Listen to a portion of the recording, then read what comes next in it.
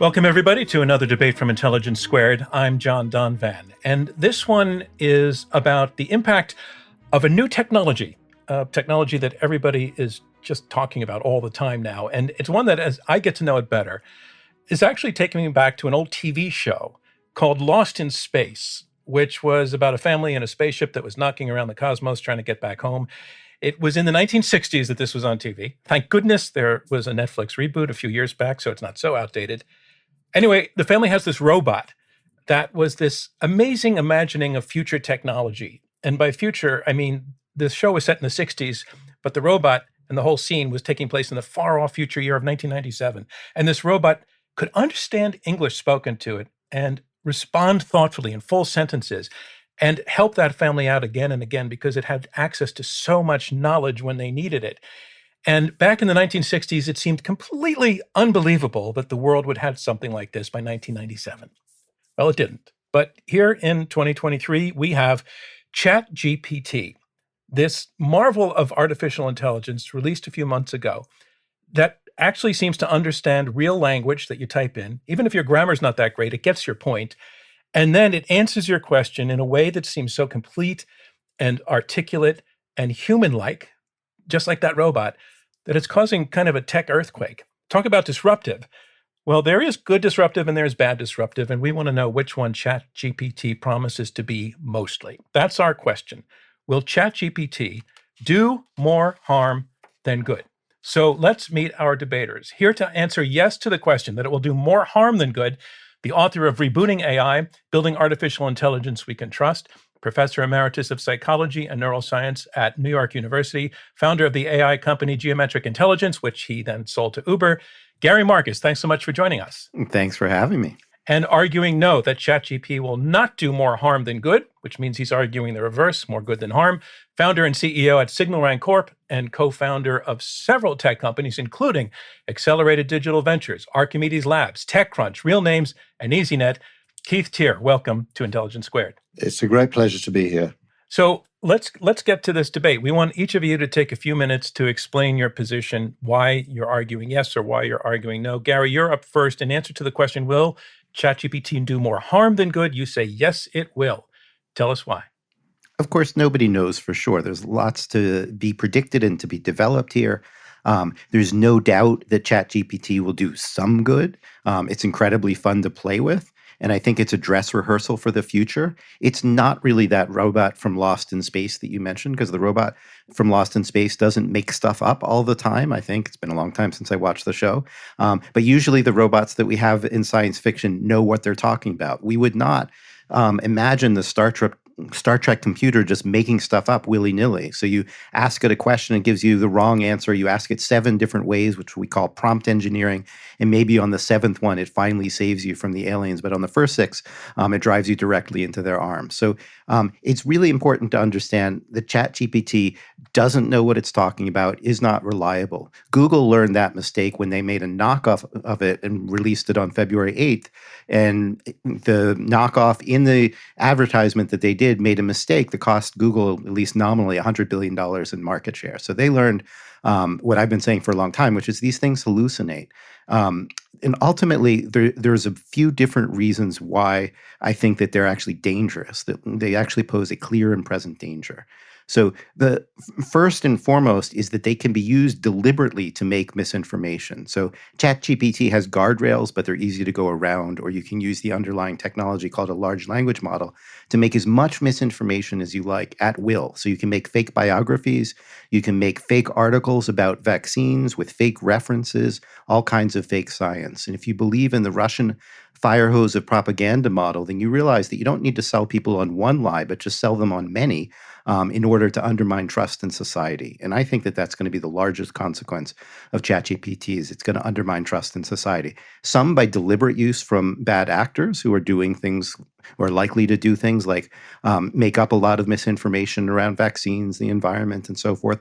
And some by accidental misinformation. So when somebody types into Google's Bard and gets a wrong answer, or Microsoft's Bing and gets a wrong answer, they may not even notice it. So the other thing that's kind of insidious about these systems is they're so plausible. They seem so human-like and so authoritative that when they make mistakes, we don't notice that there's mistakes. In fact, CNET put out a whole bunch of articles. I think there were 70 articles or so, and about 40 of them had errors in them. And CNET didn't even notice until they got busted by somebody else later, who started going through and fact checking. So we get seduced. They seem so plausible that it's like an automatic driving car that we would trust too much, and we take our eyes off the wheel. We trust these things, but they're wrong. So that's one class of problems. And I'll just briefly mention two others.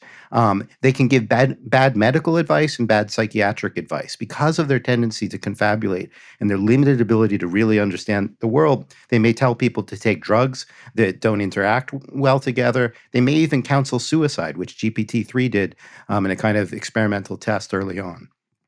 So there's a lot of risk here for undermining trust, I think, universally, and also for giving bad advice. And so I'm pretty worried, despite realizing, of course, it's going to save us time typing, it's fun to play with, and it's actually useful for programmers. So there'll be some value for sure. But if it rips apart the fabric of society and undermines our trust, that's a pretty serious thing. Thanks, Gary Marcus. And now, Keith Teare, your turn. You are arguing no in answer to the question that ChatGPT will do more harm than good. Tell us why. Yeah, so Gary started by saying, of course, it will do some good. And so I'll start by saying, of course, it can be used for bad. So that said, I think we've got to think of ChatGPT, firstly, by understanding what it is. It's called a large language model. What does that mean? It's been given a whole bunch of human knowledge to learn and be trained on. It doesn't just suck it in and build an index like a search engine does and kind of spit it back when you ask for it. It uses all of that content to be able to determine, based on a question or a prompt, which of that content is relevant to answering the prompt or the question. And it does a best guess at being human-like in how it does that in a conversational style. So it's a little bit like having someone else in the room that you can permanently talk to about everything you're thinking about. It's not dissimilar in some ways from Wikipedia, except it's better to interact with. We'll all remember that Wikipedia was criticized a lot for random individuals being able to put stuff in that wasn't necessarily true. At the same time, lots of people put stuff in that definitely was true. And I think we'd probably all agree that Wikipedia is a net plus for the world, despite its failings. And I think of Chat GPT in a similar way. The best way I find to think about it is that it's just a super clever human being, minus some of the attributes of humans. Gary will point out lots of those, and I agree with him on most of them. But it's a super clever human being, almost like a librarian, that can choose what to give you. And I think it should be judged by that, not by a different criteria. It's a little bit like if you were thinking about Tom Brady and you judged him by some criteria other than being a super good quarterback. You might determine that he's a super flawed individual by everything except being a good quarterback. But the point is, he's a good quarterback. Well, what is ChatGPT good at? It's actually good at millions of things. It's really good, for example, at designing logic flows. If you ask it a question that requires a logical answer, it will almost always give it to you. It's really good at coding, as in writing Python or SQL, and so can help engineers become more productive by doing a lot of the heavy lifting for them.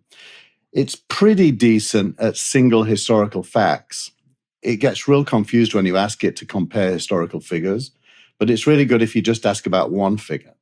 It's really good advising how to deal with situations that come up in your life and suggesting strategies for solving them.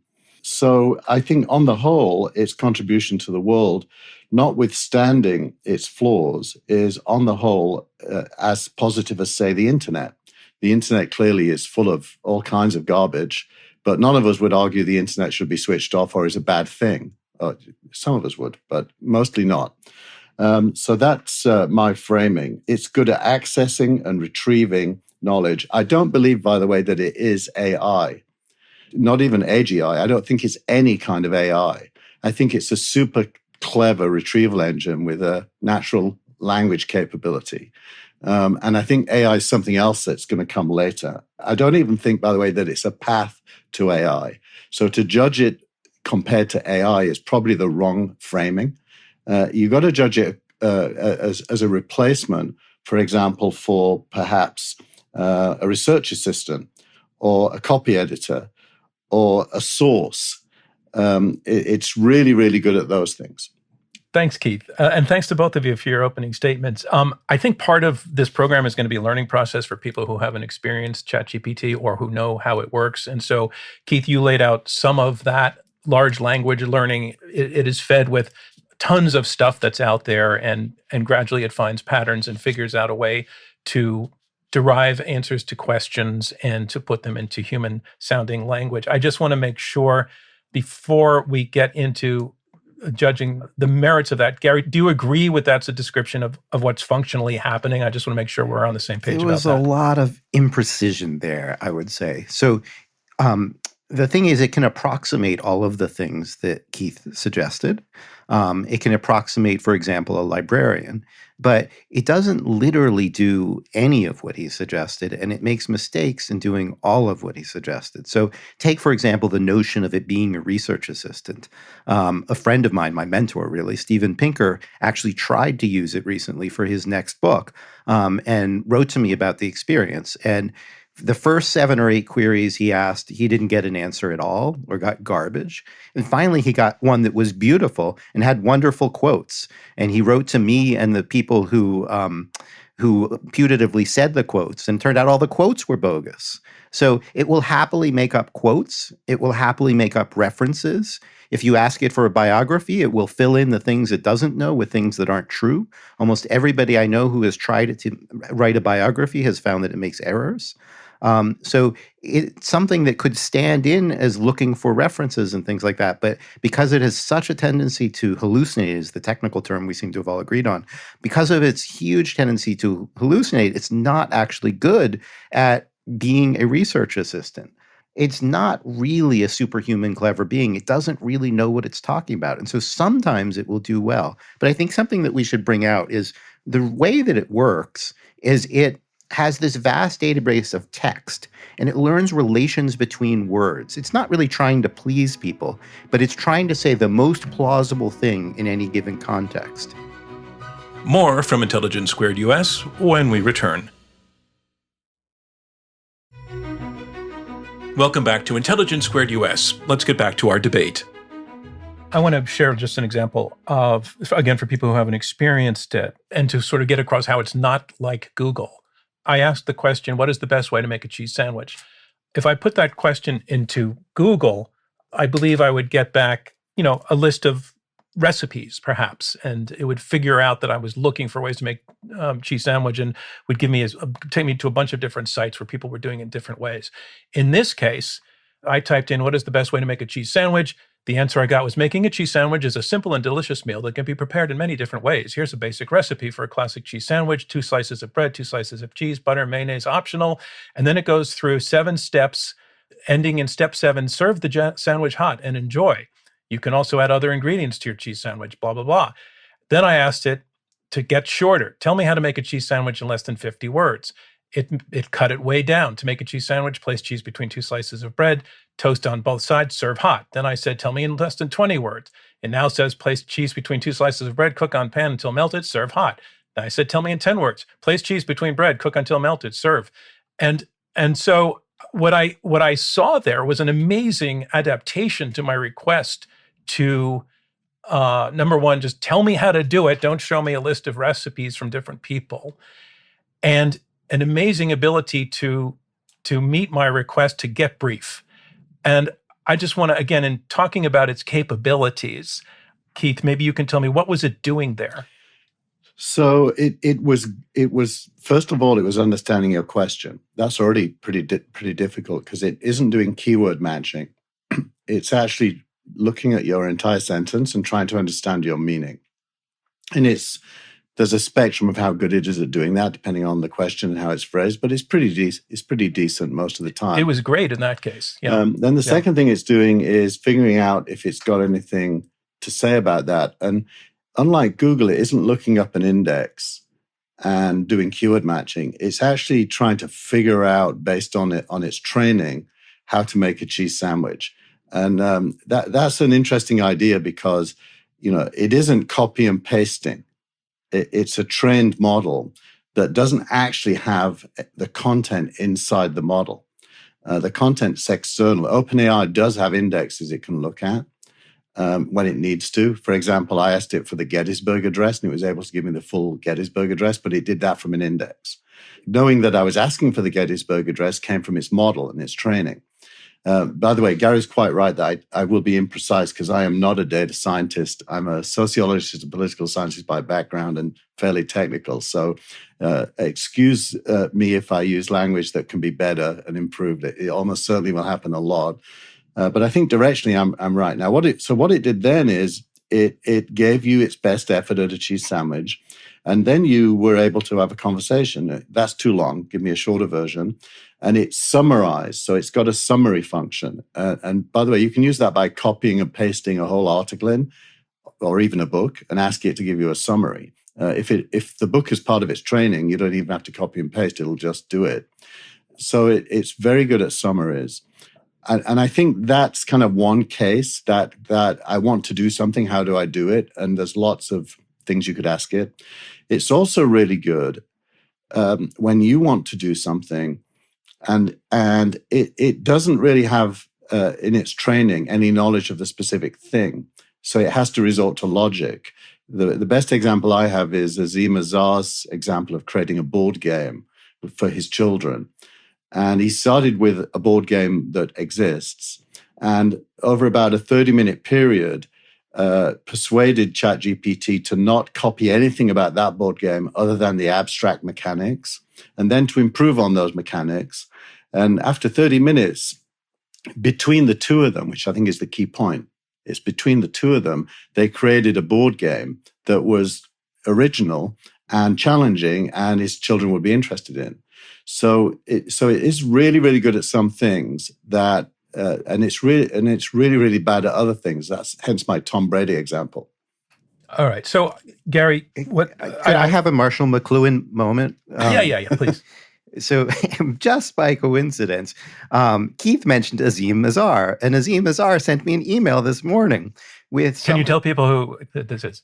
So Azim Azar is a technologist. He does a podcast called Exponential View, which I was once fortunate enough to be on. He's built a number of companies, very bright guy.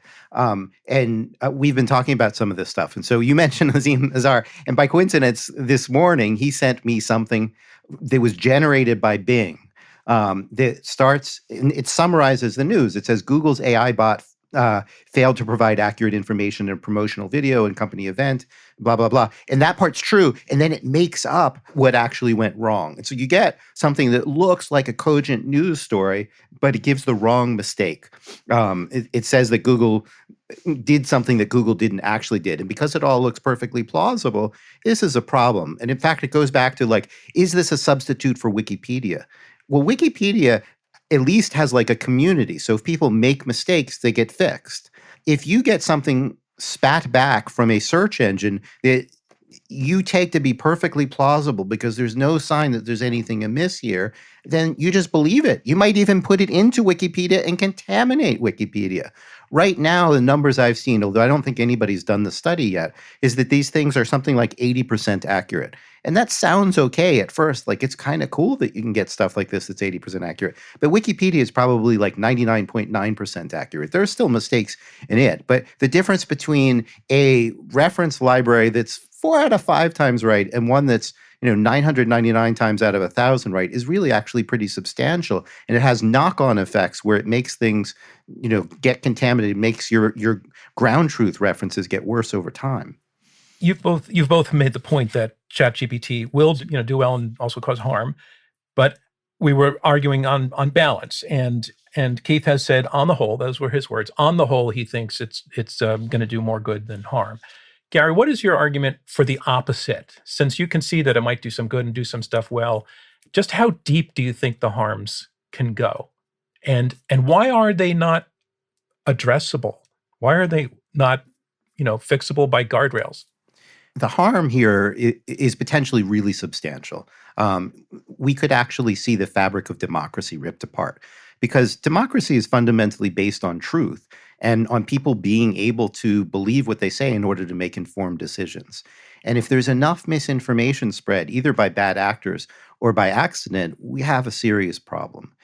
The explanation for it is that large language models by themselves only predict text, don't directly access things like databases. They don't have a direct built in way to reference all of the information that's in Wikipedia or a knowledge graph or a database. They're just confabulating things from underlying bits that they don't really understand. And so, one of the big working hypotheses in the field lately, which I think has been abandoned in the last month, to be honest, was that if you just made these systems bigger and bigger, that it would solve all your problems. But making them bigger and bigger has made them more plausible, but not more truthful.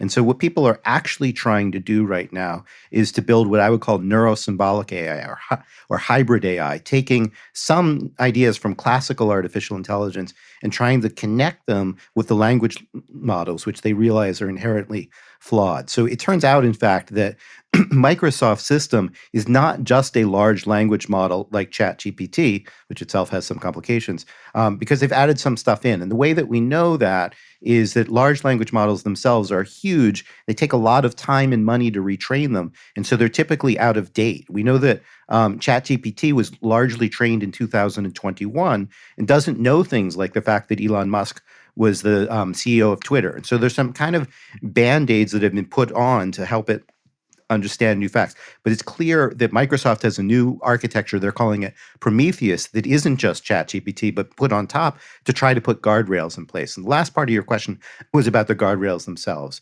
I just wrote a piece called Inside the Heart of ChatGPT's Darkness that talked about those guardrails and showed how easy it is to break them. They're very superficial. They're really about like particular words, almost like keyword search in Google rather than underlying concepts. It's very easy to trick the system still into saying all kinds of profanity, into creating all kinds of misinformation. So the guardrails don't work very well. They're not very sophisticated. They've involved a lot of Kenyan labor, has been reported, and so there's some social cost even to creating the guardrails, and they just don't really reason about things like morality or safety and so forth. And so I don't think they're very good. All right, let me take to Keith your starting point and the whole argument. Everything that you were just supporting in your argument was your feeling that ChatGPT actually represents a threat to democracy. That's a very, very high level negative. Keith, what's your response to that accusation? I think of that in the same context as the argument that people with various right-wing views are a threat to democracy. It assumes democracy is not resilient enough to deal with a wide spectrum of opinion and belief, and even conspiracy theories and lies, which, of course, is part of real life. Lies exist in real life. I'll give you a great example.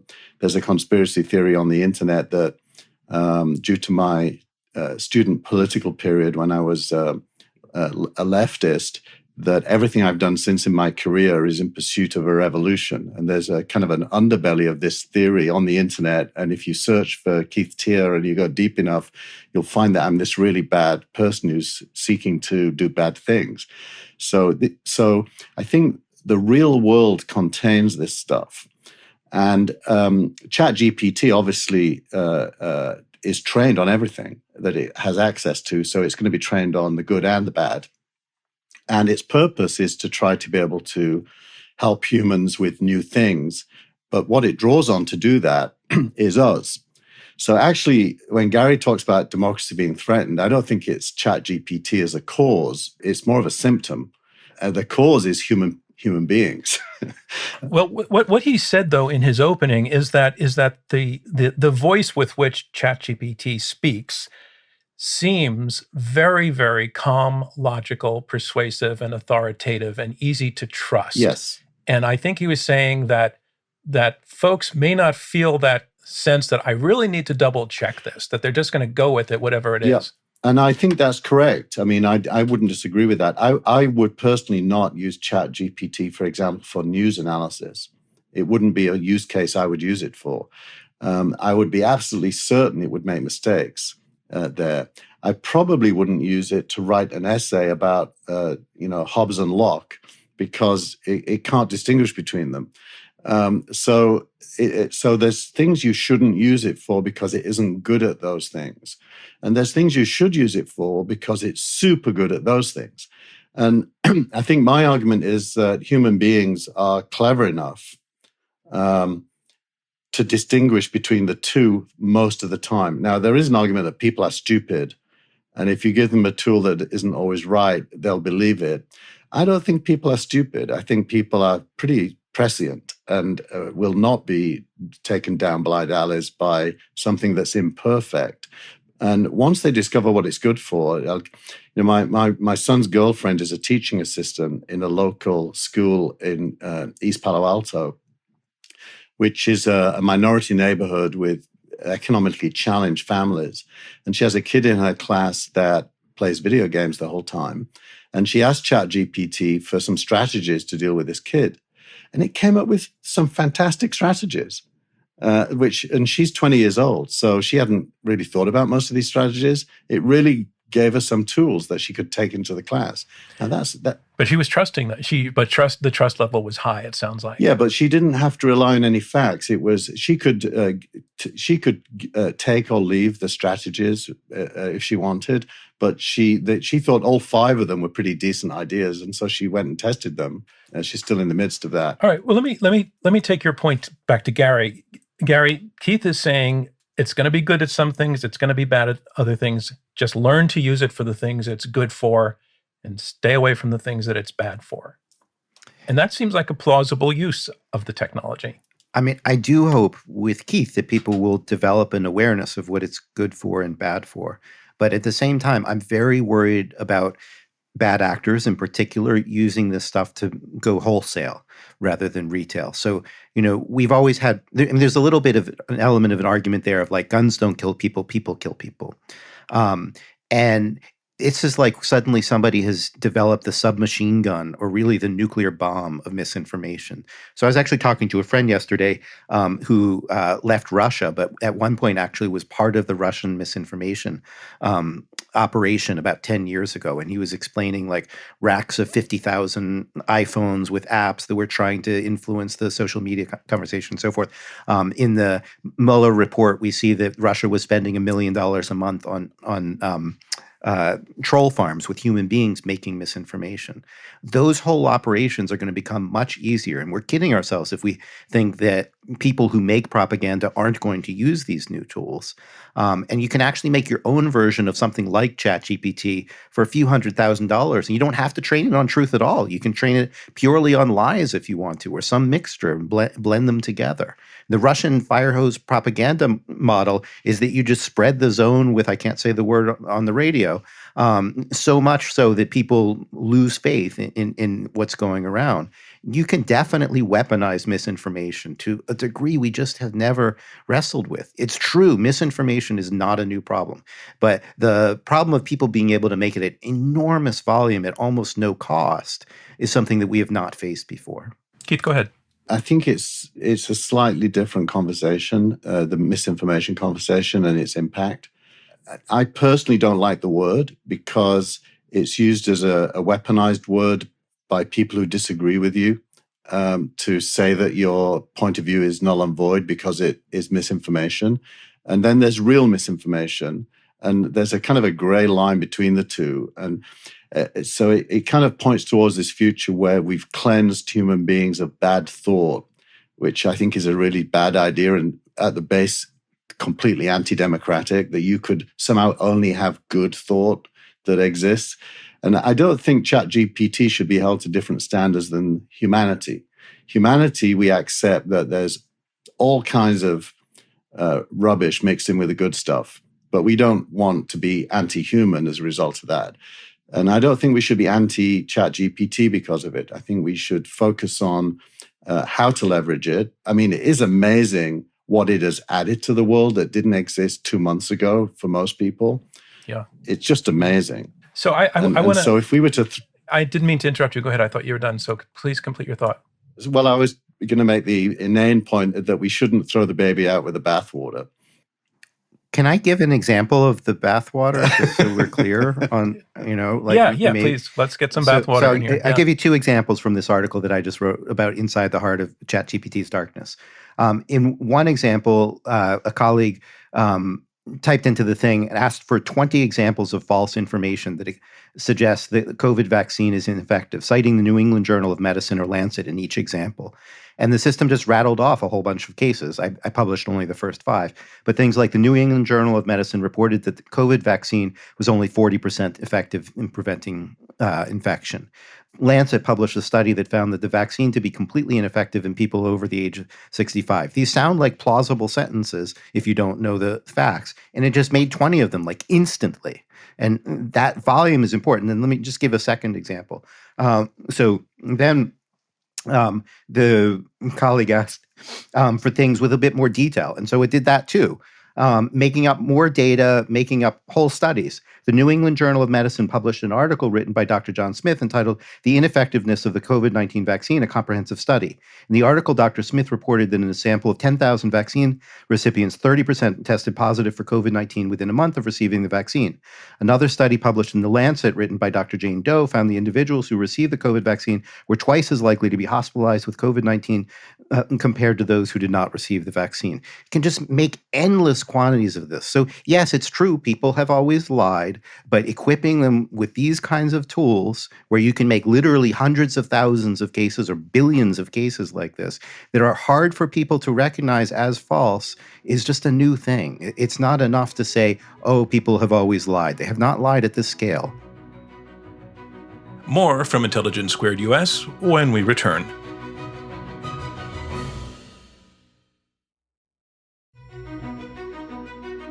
Welcome back to Intelligence Squared US. I'm John Donvan. Let's get back to our debate. All right, I want to go full meta for a moment and ask Chat GPT itself the question that we're debating. So I'm typing in now, will Chat GPT do more harm than good? I'm on the site and I'm pushing send. It has begun to answer. I am designed to be neutral. I am designed to be neutral and to provide helpful and accurate information to the best of my abilities. However, like any technology, AI language models like me can have unintended consequences if used improperly. You're both saying it's good and bad. ChatGPT is agreeing. For example, AI models can generate fake or misleading information, spread hate speech, or perpetuate harmful stereotypes.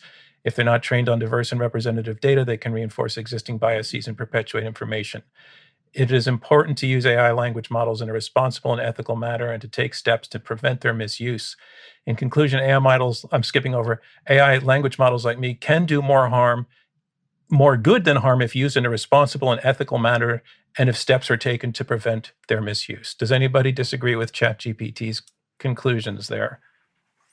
I think it's been trained. It's been trained to be a diplomat, hasn't it? It's definitely been trained. I wanted to go into this area of where Chat GPT is asked to take on a persona and act in that persona. Explain what you mean. Well, like Gary said, it was he. I don't know if it was you or someone else, but asked it to take on the persona of somebody who didn't believe in the vaccine for COVID, and it was able to take on that persona and rattle off a whole bunch of a mixture of what sounds like lies and repeated claims that it was trained on. And Gary's article about the dark side, it was similar. I mean, it was asked to take on the persona of the devil by someone and explain what the devil's attitude is to murder, for example. And it did exactly what you would expect. It took on the persona of the devil and had the opinions of the devil. It feels to me as if that is, I would characterize that as a human-triggered request that it honored. It's like if I asked Dr. Fauci, just for a second, take on the persona of your opponent and tell me all the arguments that they use against you, he could probably do it. And it wouldn't mean he believed it. It just would be doing what it was asked to do. Now, ChatGPT is more prone to being to doing what it's asked to do than Dr. Fauci. Dr. Fauci might say, no, I'm not going to do that. ChatGPT doesn't have that capability. It'll do what you ask it to, including bad things. So the fact that it's so good at doing the bad things is actually it should be credited with. It was really good at being the devil. Now, no one's going to read that and think that the devil should act on the instructions of the devil. So it seems to me a non-problem that is triggered by humans asking it to adopt personas. I mean, I think there's some truth in saying, look, it will do what it's told. There is worries even there. For example, if it gives medical advice and it's in the persona of a doctor, it will still give bad advice. There was a nice TikTok the other day of a doctor going through that and how it made up studies and data there. So even within let's say a pro-social persona, it can make stuff up that is dangerous. And I just don't think you're crediting enough the bad uses. Another article I just wrote was about a different kind of bad use, which was making circles of fake reviews and things like that on fake websites. And you can't just turn your eye and say, people are fundamentally good. They won't make up fake reviews. They won't make up fake things to sell products that people don't need and so forth. It is a weapon. People use weapons. We can't say, let's not do anything about gun control or gun registration and so forth, because nobody would ever use these things for bad things. People will. No, they will. And, I agree. my side of the argument here is that there's going to be a lot of harm. Some of that harm is going to come from malicious actors. There's no question about that. But there are malicious actors in the world, and we have to take that into account when we make the net calculation that we're trying to make here. I want to move on to a critique that I came across in Reason magazine, that ChatGPT seems to favor the left. I just want to hear from both of you what you make of that, and does it in any way prove your point, Gary, or do you think that any alarm that it raises would be overrated and manageable to you, Keith? I don't think it fundamentally changes my views, because I think the thing is stochastic and random. And if you ran the experiment a few times, you might get things differently. More generally speaking to the question, there is some argument to be made that there's some liberal bias. You can certainly get things on the other side, like biographies of Martin Luther King that make him out to be a terrible person and so forth. So the reality is that we're anthropomorphizing the systems, imagining that they have internally consistent politics. So I've heard a bit of Keith now on this show, and so I can make some guesses about what his views might be about particular political choices. He's even told me he was on the left, he's not anymore. I can sort of guess what he might think about, let's say, taxes or education or whatever. Not all my guesses will be right, but there'll be some internal consistency to Keith. Maybe there's been some change over time. Chat's not actually like that per se. There are some mechanisms that make it to the left, like the screening that has been done by human moderators to try to make it less scandalous. But it's also a function of all the crazy stuff that it's absorbed from Reddit and so forth. And it's not reasoning about politics. It's not reasoning about morality. It doesn't have moral axioms like people should take care of themselves or the state should take care of them or what have you. It's just finding close bits of text and then making choices and then checking those choices against the human feedback that it has. But that's very different from the kind of moral axioms that a human being might reason from. And of course, human beings can differ on those axioms, and that's part of why we have such complicated arguments about politics. But it's just not working in that way. And so I never take seriously any of the examples, because I know it's just a function of how similar this is to particular things that are in the text and so forth. Though it is ultimately an interesting question, because we are going to use, if we're going to use these tools in a widespread way, then regardless of why they say the things that they say, they're going to have an influence on society. We need to look at that. Keith, same question. Yeah. I do think that is an example of where the humans at OpenAI who have built this learned from the mistakes made by prior attempts when large language models, for example, became racist under certain conditions, not being asked to adopt a persona, but actually presenting it as fact. And I think I don't know how they've done it, but I think they've hard-coded some guardrails that are generally speaking of a liberal persuasion. I asked it, how many genders are there as a test?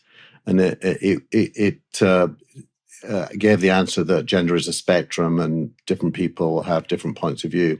So then I asked it how many biological sexes there are, and it said 2. And I asked it, what's the difference between gender identity and biological sex? And it got very confused. It really didn't want to answer.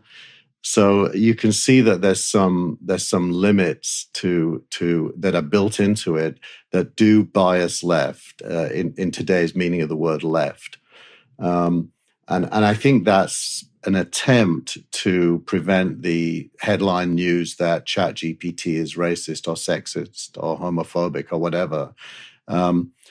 You can force it to do it. I personally don't think a good use case of ChatGPT is political opinions. I think you should you should determine your political opinions elsewhere. But if you do use it, it is going to be biased that way.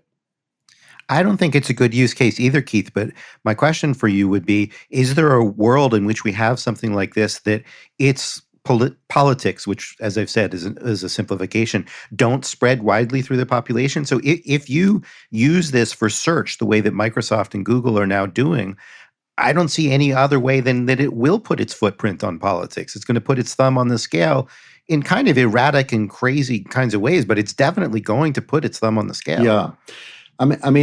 I do think that's true, but I also think it's in the context of current political discourse where we've become very tribal.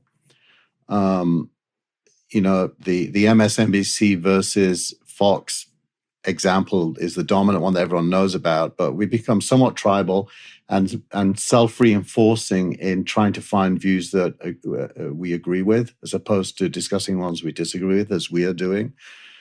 So we become, in a way, less human in that sense. And therefore, I think the suspicion that the tribes will try to use tools to reinforce the tribal view, that's definitely going to happen. I think you can see it when it happens, and you can filter it out if you want to. So I'm not overly concerned about that.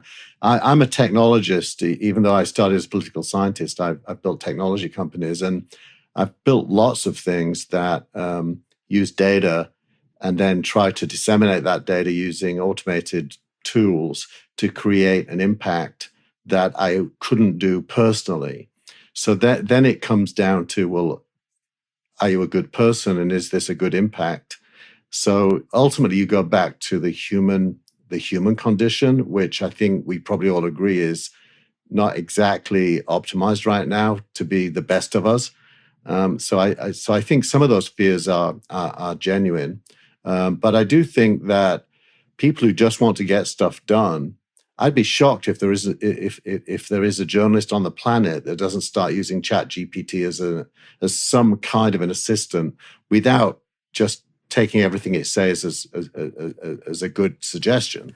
So I'm glad you brought that up, because I would like to move to two more topics before we wrap. And one is the impact of this technology on the workplace and employees, and another is in education. So we did a debate several years ago on artificial intelligence where Jaron Lanier came on and was warning about some of the downsides of artificial intelligence in terms of employment. And he was making the point that software that is used for translation was essentially comparing texts in different languages that had already been translated by human beings over centuries at great personal, labor cost to them, and was now going to put those people, future translators, out of work by using the work of translators from the past. And he was raising real concerns about that in a broad way, artificial intelligence was going to sort of suck the marrow out of other people's labor and put people out of work. But there's also another argument, and it was made during that debate, that artificial intelligence can relieve a lot of people from boring, repetitive intellectual tasks. I want to ask you first, Gary, do you have a concern about Chat GPTs, in particular, this particular technology's impact on future employment? I'm not that worried about this specific technology replacing jobs, because I don't think it's competent enough to do the full range of what any human does in any particular job. I think that it will help humans in some things if used carefully. And, there's a whole lot of questions around how to train people to understand what it can do and what it can't do so that they use it wisely. Computer programmers are a great case where people are getting something out of it because they already know how to debug erroneous code. So Chat's code is not that reliable, but it's still a lot faster to fix what it does than to type it yourself in many occasions. So people are finding it pretty useful. We will see more cases like that where, this is the positive side of the argument, where people save some time doing this or that thing.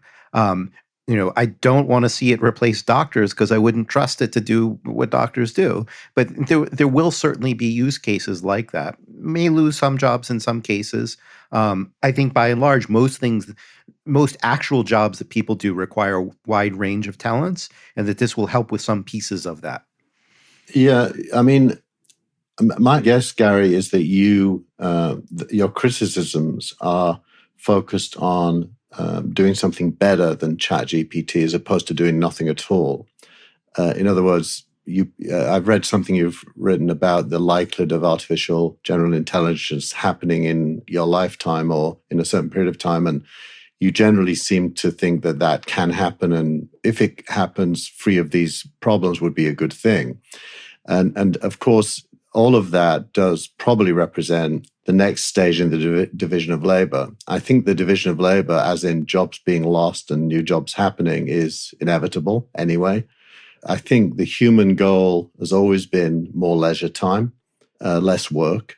That's for centuries. That's been a human goal, so that you can have more choice in how you use your time. And so I generally think innovation in technology leading to less work would be, another word for that would be progress, going back to the whole Enlightenment way of thinking. We have to wrap, which means going to our closing statements. And Keith, since Gary went first for our opening statements, you get to go first for your brief closing statement. Again, you are arguing against the question. You are arguing no in answer to the question, will ChatGPT do more harm than good? In other words, you're thinking more good than harm. So 90 seconds to wrap. Yeah, so I do think for the most part, we're all technologists and we want a good outcome. And the differences are inside the tent differences between somewhat like-minded people. My core argument is that this is just a tool. It's a flawed tool if you try to do the wrong thing with it. And it's a great tool if you try to do the right thing with it. Once you've learned the tool, it can be very helpful. But if you don't take the time to learn the tool, it can be quite damaging. A bad user will do bad things with a good tool. That's certainly true, but good users will do good things with a good tool. And I would contest that the human race is largely good, not bad. And therefore, for the most part, good things will happen. I would probably characterize ChatGPT, the nearest equivalent would be a hybrid between a librarian and an actor. When Anthony Hopkins played the human flesh-eating cannibal, he was still Anthony Hopkins. He was asked to play a role. So most of the bad things that ChatGPT does is because humans ask it to play a bad role, and it will comply, just like an actor will, if it does it. So I would ask you not to take any of those bad things as damning, but more evidence of how good it is. An optimistic summary. And so, Gary, you get the last word to rebut against one last time why you are saying that ChatGPT will do more harm than good. So one of the things that Keith and I actually agree about is the cost of polarization of society. And I think that ChatGPT's fundamental greatest harm is going to be that it's going to polarize society more, because it's going to equip the people who like to manipulate our beliefs with propaganda with new sets of incredibly powerful tools to make more misinformation. And all these algorithms that give you what you want are going to have more stuff that's more pernicious, less true, but more persuasive. And it's all going to sound authoritative. And so that's actually going to polarize people even more. That's my single biggest fear. And I'll just say my second, again, we didn't talk about it so much, but is also misinformation around things like medicine. People using these search tools that don't really understand things. They're not only amoral, but they're amedical. They're going to give medical advice, and people are going to take drugs that interact that they shouldn't, and things like that, because the systems just aren't sophisticated enough. And so there's also going to be some direct harm as people die from taking medications they shouldn't, and get psychiatric advice that's not good, and so forth, because not everybody is going to be a sophisticated enough user to look past the authoritative presentation and say, even though it looks true and it's grammatical and well-formed and I usually trust this search engine, maybe it's bogus. Like, people aren't always going to make that leap, and that's going to be a problem. Okay, and a closing on a note of warning. Well, I want to thank both of you, Gary and Keith, for taking part in this debate. You shed a lot of light. You actually helped, I think, our listeners who are not totally familiar with both the technology and its implications to understand all of that a lot better with clarity. And in terms of what we aim for at Intelligence Squared, which is to have people who disagree with each other do so respectfully and civilly, you hit a home run, both of you, on that. So I want to thank you again, Keith and Gary, for taking part in this Intelligence Squared debate. Super fun. Thanks for having us. Thank you. And thank you, everybody, for tuning into this episode of Intelligence Squared. You know, as a nonprofit, our work to combat extreme polarization through civil and respectful debate, like the one you just heard, is generously funded by listeners like you and by the Rosencrantz Foundation and by Friends of Intelligence Squared. Intelligence Squared is also made possible by a generous grant from the Laura and Gary Lauder Venture Philanthropy Fund. Robert Rosencrantz is our chairman, Clea Connor is CEO, Leah Mathau is our chief content officer, David Ariosto is our managing editor, Julia Melfi and Marlette Sandoval are our producers, Andrew Lipson is head of production, Damon Whittemore is our radio producer, Raven Baker is events and operations manager, and Gabrielle Iannicelli is our social media and digital platforms coordinator. And I'm your host, John Donvan. Thanks so much. We'll see you next time.